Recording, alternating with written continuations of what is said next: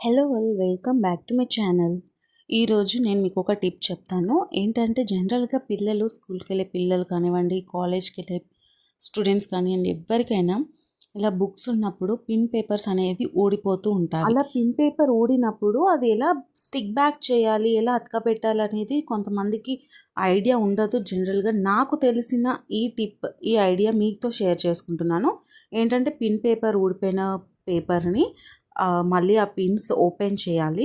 ఆ 3 పిన్స్ ఏవైతే మధ్యలో ఉన్నాయో అవి ఓపెన్ చేసి ఊడిపోయిన పేపర్ని కూడా దాని హోల్స్లో సెట్ చేసుకొని, ఇలా వేస్ట్ పేపర్ ఏదైనా రఫ్ పేపర్ కానివ్వండి తీసుకొని మనం ట్విస్ట్ చేసుకొని రోల్ చేసుకొని 3 సెట్స్ చేసుకోవాలి.